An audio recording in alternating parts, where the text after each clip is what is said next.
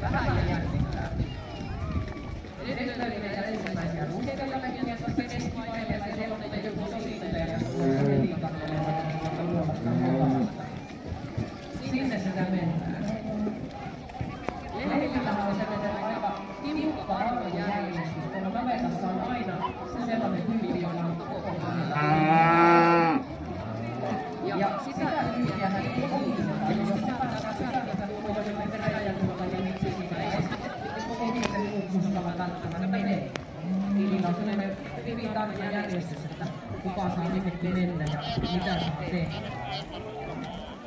Hyvä, kaverit löysi sinne ihan laituselle asti. Ihan pöliseekin, kun mennään niin riemulla ja innolla tuonne katselemaan, että mitä siellä on tarjolla.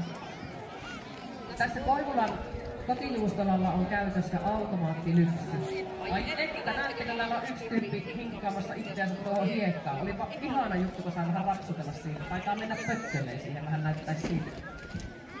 Lehmätkin tykkää piekkaroida tuossa hiekassa ja mullassa. Se on kiva siihen vähän tikitellä omaa niskaa ja naamaa ja joskus selkää. Ai että kun oli hauska. No niin, ei vielä mahtanut mennä tämä toinen kaveri maailmassa. Mikeltä pikku. Sitten voi vähän huuella ystäville, että minne asti ne on yhteen. Olin kertomassa sitä automaattilypsyasiaa, mutta pakko olisi tiikata tuo piekkarointi väliin.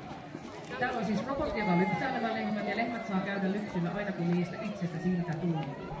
Ne voi itse valita sen, että montako kertaa vuorokaudessa ne käy lypsyllä. Ennen automaattilypsyaikaa Suomessa lehmät lypsyttiin pääsääntöisesti 2 vuorokaudessa aamulla ja illalla. Mutta nyt automaattilypsy yleistyessä niillä on vapaus valita montako kertaa vuorokaudessa.